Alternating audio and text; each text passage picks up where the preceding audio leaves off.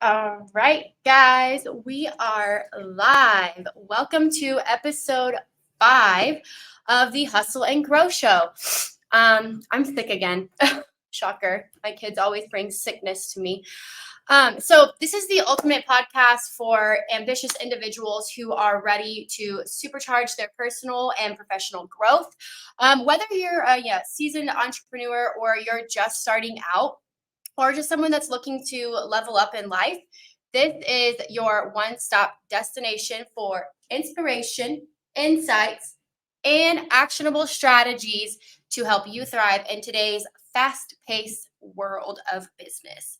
So, I am your host and fellow entrepreneur. As you can see everywhere on this screen, I am the owner of the Sure Future Insurance. That means I'm an independent health agent and I help people find affordable health coverage. All right.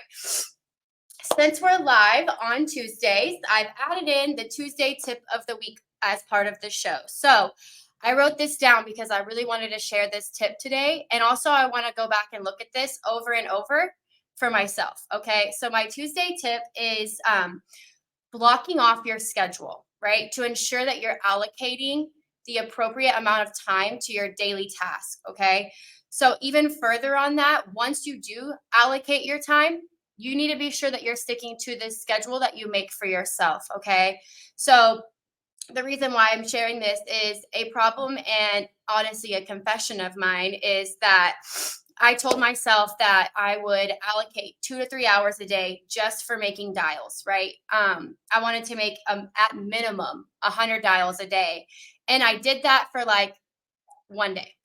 Okay. So moving forward, I'm going to be holding myself accountable and, take my time and my schedule seriously because it can be difficult, to get started with something. But once you actually put the work into it, put the time into it and get accustomed to the change as the days go on moving forward, it's second nature. All right. That was my Tuesday tip. So today's guest is, sorry, my hair is wild. Today's guest is JC Ortega. He is the owner of DZJ Notary Services. All right. So JC is actually a bilingual mobile notary. And JC has expressed that his biggest challenge is right now is not getting enough calls or appointments. And he also stated that customer service is very important to him and that his goal is to build his business up fully to support and replace his regular 9 to 5. So he's currently working to learn more and seeking any advice on referrals or any ideas you guys have to share to help support him. So welcome, JC, to start us off this morning. Go ahead and give us your 30,000 foot overview of who you are and be sure to share your Tuesday tip. Hi, Alexis. Thank you for having me. Can you hear me good? Yes, sir. Okay. Sounds a little echoey, though. Really? How about now? That's good. Okay. Well, I'm JC Ortega, and I started DZJ Notary Services 3 months ago. I'm actually an 8-year notary.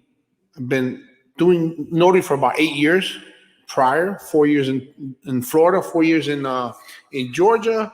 And then now that I moved here to Texas, I wanted to bring it here because there's not too many bilingual notaries here in Texas from what I've seen, heard from my current customers.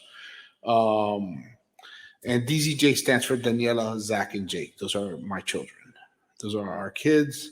So what was the other question? Sorry. What's your Tuesday tip? I actually didn't know that about your name. I was always wondering what DZJ was. I never knew that. How cool. The second thing was your Tuesday tip.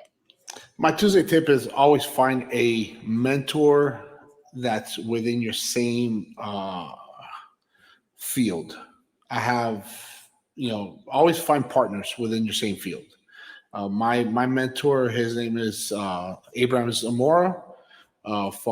He's actually in California, and I've also talked to Takara. We know Takara. She's from Waco. She's her and me have spoken a couple times. She sent me business. So, and I'm trying to promote her for her area. We're not in competition. We're both notaries, but yeah, we're not in competition. I think helping each other out is huge. So don't be selfish. Do not be selfish. That's the tip I could give anybody in any field. Right. There's enough to go around, essentially, right? And we've talked Absolutely. about that multiple times. I Yeah. was going to tell you, it's still, your microphone's echoing a little bit still. I don't know if it's further away or I don't know, but I just wanted to let you know. How But about now? yeah, that's a lot better. Okay. But absolutely, I agree with everything you're saying. And me and Michelle on our podcast yesterday talked about, competition and cutthroat business. But if you really think about it, you can't help everybody, right? There are people that need your services everywhere, right? And for you to be, competitive with it, I get it. But at the same time, there's enough to go around. Absolutely. Absolutely. There is plenty to go around. I mean, for example, I'm doing apostilles. That's what I'm focusing the most on because again, I'm bilingual. The Latino community uses apostilles, which is it's a French word for certifications. I think I explained it to you a couple Mm-hmm. weeks ago. That's when somebody from Colombia, for example, my wife is originally from Colombia. If she might have to send her birth certificate to Colombia for whatever reason, that gets certified by the Secretary of State. Uh, Again, she speaks English, so she could use anybody. But well, and she can't use me. That's Yeah. because I'm her husband. So she will find somebody like Takara or anybody, but somebody who just speaks Spanish. There's not too many bilingual people out in notary services here in this area, which is I thought kind of weird. Yeah, definitely. I've noticed that as well. I mean, I'm working on building up my Spanish. I could read it and I could like type it. I However, I saw I saw your sound video the other terrible. day. That was hilarious. Your video about compliments, that was so funny. That was hilarious. But hey, you're doing good. I've heard some of your Spanish, and you can defend yourself. That's pretty good. And as long as you got, think you say your children's dad is Puerto Rican, right? Yeah, So you yeah, must both have of my picked kids. something up. Yeah, I have, and my last boyfriend was from Venezuela, and he didn't even speak English at all. So I had to learn Spanish, That's and good. I understand it. I just can't speak it well. I sound really, really bad. Like I can't roll my R as well. That's the problem. It just sounds like I'm just white. The funny thing is, our boys don't speak Spanish either. Really. They understand it. Well, they'll speak it very little, but they that's our bad. That's my bad. We should have taught them, but our boys they understand it. So people need to be careful speaking about them, but they do understand. But they speak it very little. My daughter though is very fluent in both. Yeah, I want to be fluent because I think being bilingual is such a huge like asset and just another way to build your business and bring a community of people together that have not, formally been in a community together, It's a good way to bridge the gap and build more people up in your community. Especially here in Texas. Yeah. There's a lot of for example, yesterday I was on the phone. Someone had reached out to me on Facebook to have a quote, and I'm talking, and I'm realizing like, oh, I don't think I think he speaks Spanish, and I was trying to talk to him in Spanish, and it just wasn't going well. So luckily, one of my one of my colleagues actually speaks Spanish, and it was just a relief, for him to be able to speak his native language, and that's why I'm really trying to get better at my Spanish. But yeah, Yeah, it's important. It's important to have both languages. I said, and especially in our area, in your area, you have quite a few Cubans. You do have Venezuelans besides the Mexicans. So you do have in the Fort Worth area. 'Cause you're in the Fort Worth area, right? Correct. Yeah. So in my area here, there's a lot of Mexicans up in Terrell. There's more I believe Salvadorian. So there's a lot of Latinos in this area also. So being fluent in both languages is huge.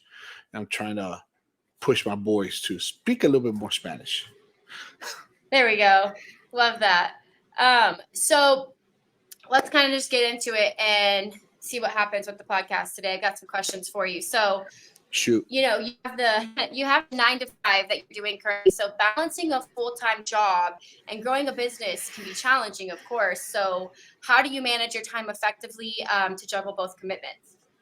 I wake up at 4:45. Well, I'm gonna lie, I snooze it a couple of times, which drives my wife insane.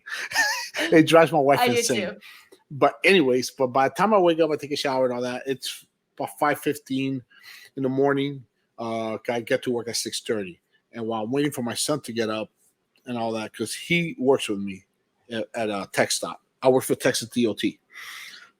I get online, after I pray first, obviously.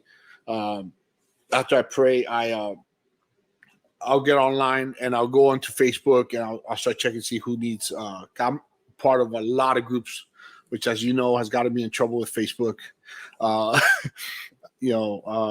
posting a lot in Facebook, but I still check. I'm still able to check, see who needs a notary locally, and that's what most of my business has come from Facebook. So that's what I do. I do it in the mornings and then during my lunchtime, and then if I have a downtime at work, I'll get into it. I do have that freedom at work. I'm by myself in the warehouse. I run the warehouse at my job, so whenever I do have downtime, I take advantage of that, even after work, you know. So, and on the weekends, Sundays, it's sacred. Sunday is it's I'm hoping I get blessed like Chick-fil-A has, that they're off on Sundays and they're dedicated to the Lord. But Sundays, it's very rare where I do something on Sundays. I have had 2 calls on a Sunday where I will take care of the customer or client. If a client needs it right away, they can't wait till Monday, I'll go see them. It's not like I'm going to tell them no. But that's pretty much what I do. I do it early in the morning, lunchtime, or even after work. You got to do what you got to do. When you have a small business and you have a 9 to 5, you got to work around it. Right. That makes sense. And in terms of, what are some of the, because I don't really know everything about notary services, right? So what are some of the key services that DZJ offers? And I mean, how have you differentiated yourself in this market, in this service industry? Well, notaries we could do a lot of things. One thing that I don't do yet is loan signings. You need to be certified. I'm not certified in that yet. So my main focus is power of attorneys. I do a lot of that. I do a lot of, I'll translate some letters for clients. Like I said, I do a lot of, because I'm bilingual, I have that advantage. I have that to my favor. I'll translate some things from Spanish to English or vice versa, from English to Spanish. And I do the apostilles. The apostilles are what I'm really focusing on. Now, the other part of what I'm doing is that I'm going to start focusing on, which has nothing to do with notary, is I'm trying to get with attorneys. Where I could go do signups for them. Intakes. Intakes is, sometimes they might not have time to meet with a client on a weekend. Or late in the evening. It's the only time the client may be available, and the attorney does not have time, or their staff might not have time. Or if it's a very small office, they might not have much staff. Yeah. Well, DZJ Notary Services is here to help.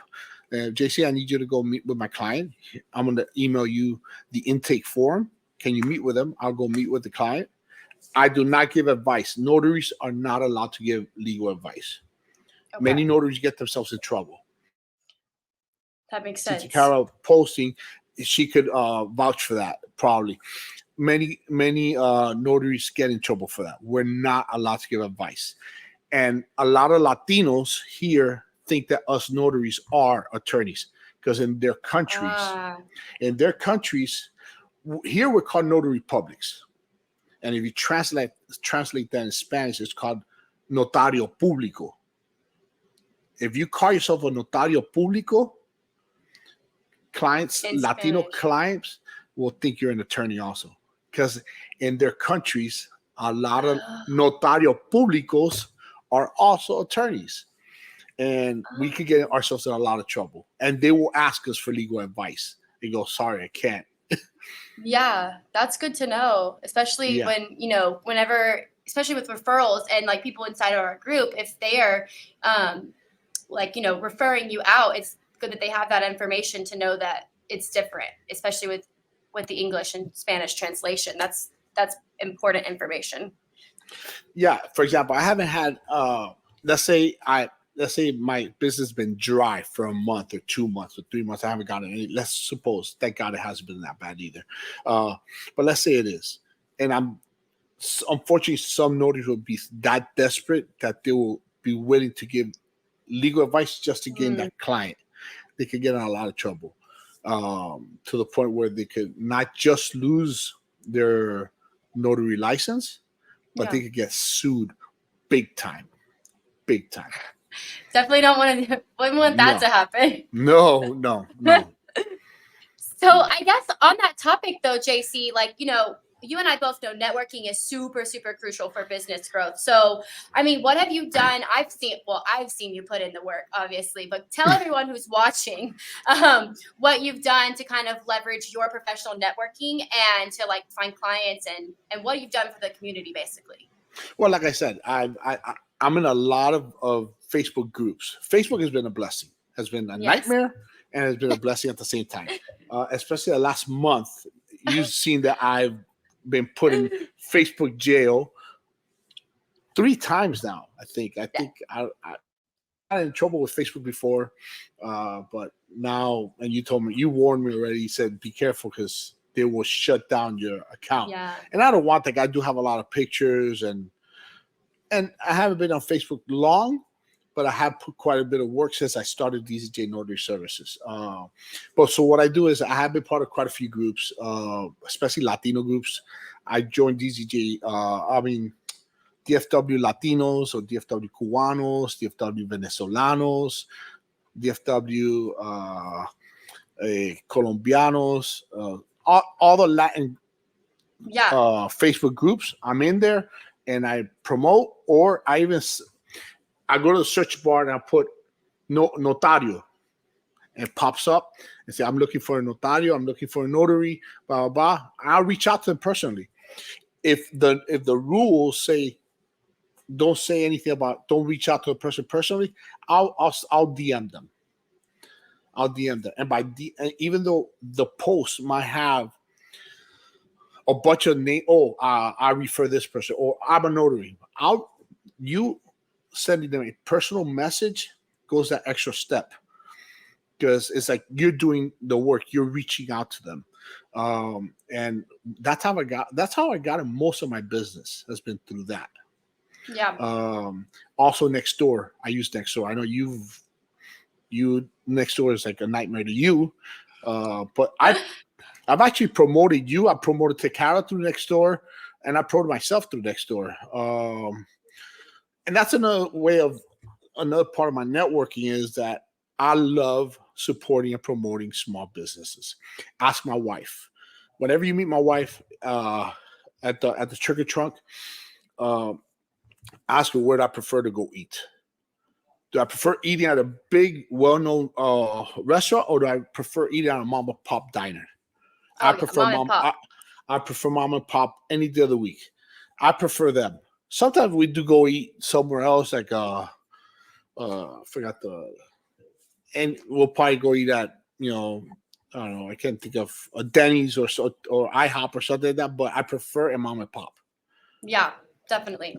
So I support small businesses, and I do it through uh, I use my Facebook platform through that.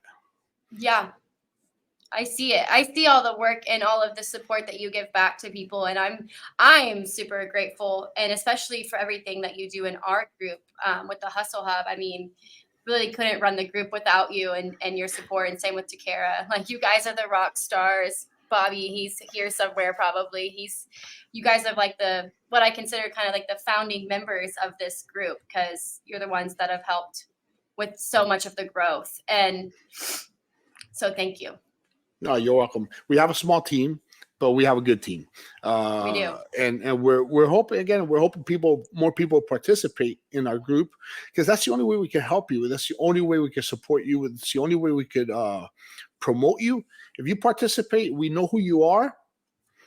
I'm more than happy to help, Yeah, absolutely. And I have some advice for you and whoever's watching about utilizing Facebook groups. I've been meaning to make a training video for this. I just haven't had time. So I'm going to give you guys some golden nuggets right here for a second. Okay. So when you're going into Facebook groups, right, you notice that majority of the posts are just flooded and drowned out, right? So you have to do something that's going to, set your post apart from all the other the posts in the group, right? So if you're just going in there every once in a while and just saying, hey, I'm just here to introduce myself, here's what I do, you're probably not going to get any attention on that post, right? If you do something to spark a conversation, what are people always inclined to do when they see something like a question? What are they inclined to do? Answer. They want to share their opinion, right? Yeah. Even if they do, answer and then promote themselves or whatever the case may be, right?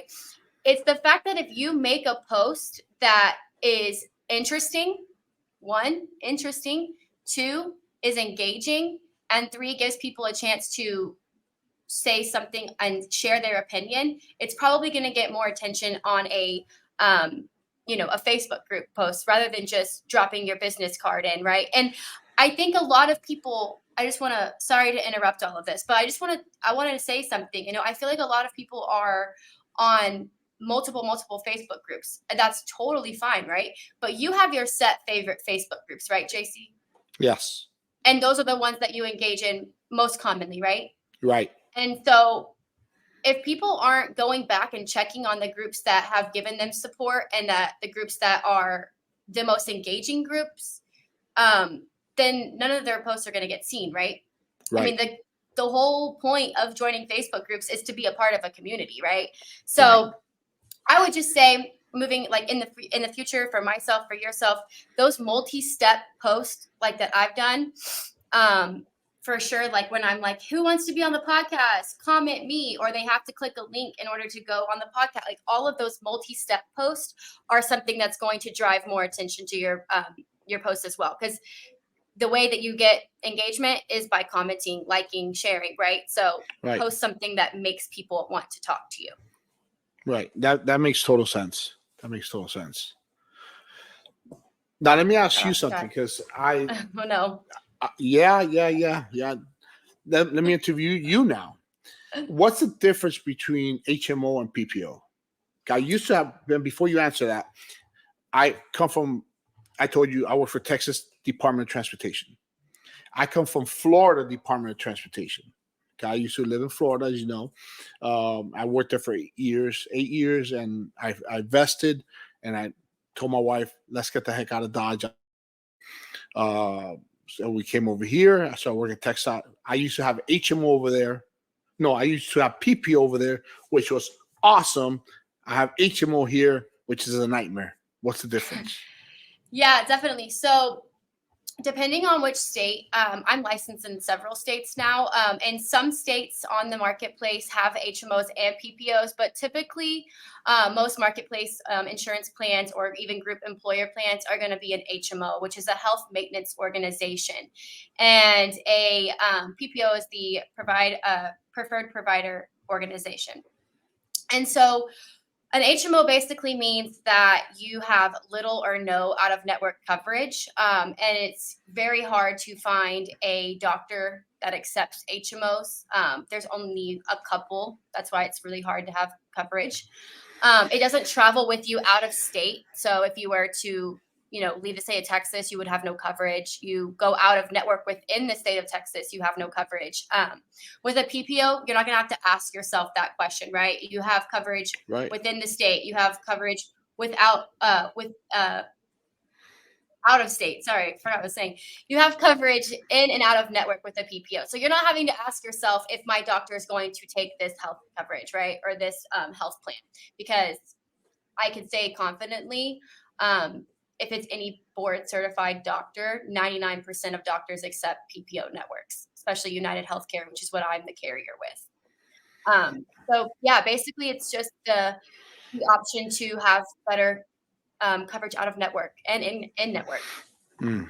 Okay, which it makes sense of why we pay so much more, and uh, so I'll be looking to probably meeting with you again. The other day I let my our time expired September 1st. We started our new plan, our new year, our new fiscal year, and with that starts our new plan. So I let that expire. So I'm gonna have to be meeting with you sometime in 2024 to see what better options, if I do have better options for at least for my family. 'Kay, I'm Yeah. covered. I'm covered through the state. You used Yeah. to work for the state, so they used to cover you, right? Right. With the So teacher option. yeah, I'm covered by the state. So I want to see what better options are there for at least for my family, for my wife, and my boys, because my daughter's already 26, so she's no longer covered.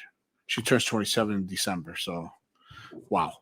I had to get off my parents' insurance too, and then I had no idea what insurance was until I started this, And back when I was teaching, I was like, what the heck? I'm getting totally screwed here with this insurance plan. So, I mean, another part of what I do with, my insurance quotes that I give is if you're in the right spot, I'm an honest and I'm a, trustworthy person. I'm going to guide you in the direction that you need help with, right? All of my conversations I have aren't just there looking at you like you're a dollar sign. It's to help you in any way I can, right? I'm a health advisor, essentially. I want to make sure that you're getting the best coverage, best price. And if you're in the right spot, I'm going to tell you that is your best option. Please do not leave that health coverage plan, because if anything below that option is not going to be real health coverage. And that's one of the reasons why I do promote you and support you, is because of that. I know you're honest, and and so that's very important. You need to be trustworthy. You need to be able, and same thing with being a notary. Many people are a notary and they just want to be leeches, and you can't do that. Customer service is, you said at the beginning, I'm huge on customer service. I think customer service is the lost art. You deal with Comcast, AT&T, even going to simply McDonald's. How can you screw up a McDonald's order? And it happens all the time. And because they don't care, they just don't care. And I think customer service is huge. And as a matter of fact, I met with a lady, I think it was about a month ago. I met with a lady. I went to her. As a matter of fact, I think it was in the Fort Worth area, and she needed a POA to send to Colombia, and it was because her mom had just died. So I was very sympathetic with her. I sat down, and I even offered prayer. Because again, it's not about let's do a sign and let me get the heck out of Dodge. No, you sort of have to sit down and listen to your client. Yes, we're not exactly. again, I'm not a counselor. I'm not going to counsel her. I'm not here to give advice or even legal advice, like I said, but I am going to listen. And she even cried. I almost cried with her. I'm a cry. Yeah. I'm a crybaby. Ask my wife, ask my kids. I'm a crybaby. I cried on Up, watching the movie Up. I cried. I cried in The Notebook with my wife, and so yeah. So the lady was very sentimental about the death of her mom, and so I was there for her. I was glad I was able not just offer a service, but offer support. And Yeah. that's what our industry is also. Yeah, absolutely. I feel like we have both have the same values and morals on that, and it's sometimes hard to, I don't think everyone has that aspect where they look at, business and think of it as a compassionate thing as well. Sometimes people just set aside and they're just professional, and there is nothing wrong with that by any means. But also you have people that are super compassionate and want to have them go hand in hand, and I think that that's beneficial for anyone to have that compassionate side as well when they're taking a look at their business as a whole. Right. And like you just said, there's nothing wrong with being, wanting more, or even putting your business as priority, or just wanting to be, aggressive. That's just not my style. That's not my style. And like I said, I don't work Sundays. Going back into that, I don't do anything on Sundays. Sometimes my wife reminds me. She'll see me on the phone. Okay, what do you? I'm checking to see if anybody needs a notary. It's Sunday. Relax. Tomorrow's, and you're right. She's right. Sundays for me to go to church, spend time with my family, watch some football games. If whenever the NFL is on, like it is now, it's I'm about my family comes first. After Yes, God, sir. my family comes first. And again, there's nothing wrong. Some people don't do it that way. Some people, their business is number one. And but I don't want my dad worked 7 days a week, 12 to 14 hours a day. My dad never spent time with me, Yeah. and that's why I remember that about my dad. Yeah, he's a hard worker. There's nothing wrong with being a hard worker. The Bible does say it. If you don't work, you're gonna starve. You don't deserve to eat if you don't work hard. So there's nothing wrong with working hard, but there's got to be balance. I Right. love, for example, in your podcast with Michelle said it perfect. I think it was last week or the week before. Yeah, Her number, yesterday, right? Or no? no, it was last week or Oh, the week before. Her number okay. one title is mom. Yeah. I love that. Why? Because that comes first. I love that. So same thing with me. My number one priority after God is my family, is my wife and my children. All three of them. You know, I worry 24 hours a day knowing that my daughter's in Florida. You know, she's for crying out, she's gonna be 27. She's on the way. She's almost 30. But yeah, it's not gonna stop me from worrying about my daughter. That's my job as a dad to worry.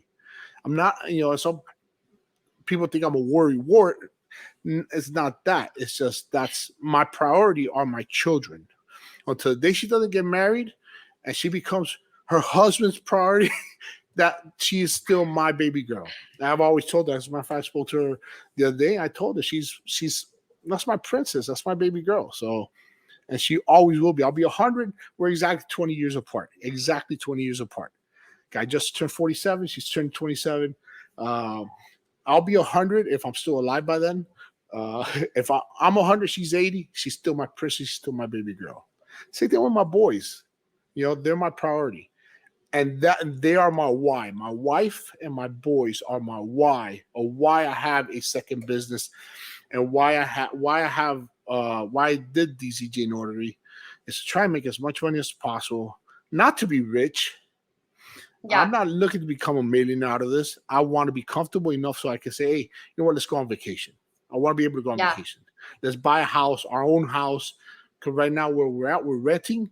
I want to be able to buy a house. I want to be able to go on vacations and spend time, quality time with my family. So they're my Yeah. why. That sounds exactly like what I've always said. And hey, by the way, I'm proud of you because you told me that you were going to cry on this podcast when I you talked know. about your daughter. I I'm know. proud of you. I feel like I Oh, almost saw a tear come out though. I held it back. And she's a she's a sensitive topic to me because I miss her. I Yeah. do. I miss her hugs. I don't know if she's watching right now or not. She knows it. She knows how much I miss her. Uh, she, I feel she she needs to be here with us. But she's 27. She's gonna be 27. I can't force her, you know. So Right. I love Her her. and I are a year apart. That's crazy. Yes. That's why when I see you like a daughter, and you know, because you remind me a lot of her in a way, because she's very smart. She's very tech savvy. I mean, she's a production director at Vertical Church in Florida. In South Florida. She's a Awesome. production director. She works for the church that we used to go to in Florida, and she's again she works for the church. She's a production director. If you're to go to a Vertical Church online service, that's all her. She's the brains behind it. My daughter is very smart, That's awesome. just like her mom. Thank God. Thank God. Thank God all three of my kids are smart like my wife and not like me. Oh no, you're very wise yourself, and thank you for having that perspective of me. I feel honored and blessed to have been able to meet you on social media the way we have, and just what we formed here. So I'm truly grateful and blessed to have you in my life. So thank you. And sorry guys, I know we went over time a little bit today, but me and JC talk like probably every single day. So we always have long conversations, but I do need to wrap us up here. And I have my fun closing question for you, JC. So shoot. If you could notarize the signature of any famous historical figure, living or dead, who would it be and why? Oh wow. I'll tell you, Abraham Lincoln. If the freeing of the slaves needed to be notarized, that would have been awesome for me to be, hey JC, I need you to notarize that, sir. And I think that I don't know why that popped into my head, but that would have been cool. It's because Abraham Lincoln. Yeah, dude, I agree. That was a great answer. I wasn't sure where it was gonna go, so that I was actually blown away. Great job. Well, everyone, just so you know, JC, you can find him online on Facebook, right? Where else? Anywhere else? Facebook. Just Facebook. Okay. All right. Perfect. That's the only place I'm at. I used to be in Yelp, but Yelp was a nightmare. They tried, tried squeezing me, and no. So we'll get you a next door business page soon too, so you can see. Actually, I'm also on Yelp. I'm also on Nextdoor. I am on Nextdoor, but you mostly find me on Facebook. Gotcha. Well, we just want to say thank you so much for everyone, for tuning in today. I appreciate you guys as always. And if you would like to help us grow our audience and grow our Facebook group, please join us and invite others to join. If you like what we're doing in the community, let people know. And if you hate it, let me know. Let me know what you'd like to see. Honestly, I want to make the Hustle Hub go nationwide, and I want to help as many people as possible. So, JC, thank you again so much for being here. It's a pleasure as always. Yes, ma'am. Thank you. Goodbye, everybody.